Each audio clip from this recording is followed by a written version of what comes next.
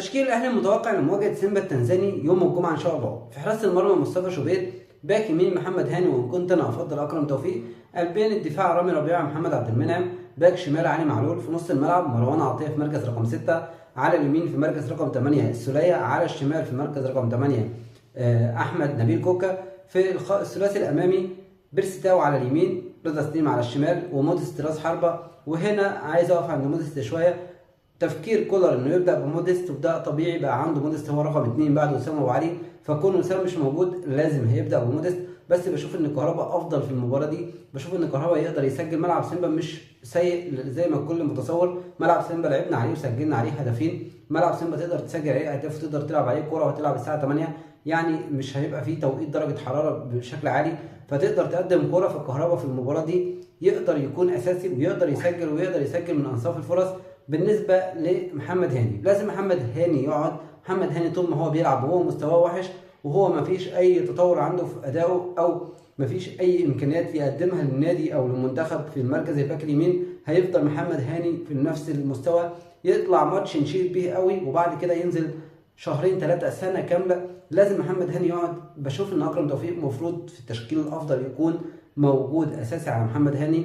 لازم محمد هاني يعرف ان طول ما مستواه وحش مش هينفع يكون اساسي النادي الاهلي، ولا هيروح بعد كده منتخب مصر ما دام مش اساسي في الاهلي.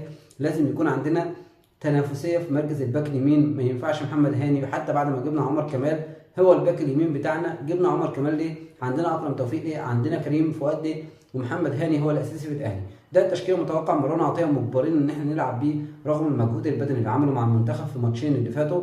واحمد نبيل كوكا يعوض امام، مش هيعوض امام ولا ستايل لعب امام، لكن هيقدم الدور المطلوب منه داخل الملعب. وعمرو السوليه على اليمين. ده التشكيل المتوقع. بالنسبه للكولر بيفكر ازاي؟ عنده موديست هيبدا بيه، ده شيء متوقع. وان كنت انا زي ما قلت بحب كهربا، لازم في المباراه دي نلعب على جزئين. الجزء الاول ما يكونش عندنا اخطاء دفاعيه نهائي، لازم نقلل من الاخطاء بشكل كبير جدا. اخطائنا الدفاعيه سواء الفرديه او الجماعيه، سواء في التمركز، سواء في ان احنا نغطي التغطيه العكسيه بتاعتنا من الباكات، لازم يبقى عندنا اخطاء قليله جدا. ما ينفعش ان اي كوره تروح علينا تشكل خطوره. علشان نقدر نكسب المباراه وعلشان نقدر نطلع بنتيجه ايجابيه لازم نكون خطوطنا قريبه ونقوم من خط الدفاع. وفي الخط الامامي لازم نستغل انصاف الفرص. لازم يكون في عندنا نوع من ان احنا بنلعب على ان احنا نسجل هدف. فالفرصه اللي هتجيني دي مش هيجيني فرصه بعدها، هي دي فرصه المباراه، هي دي الفرصه اللي هقدر اسجل فيها هدف وهكسب الفريق.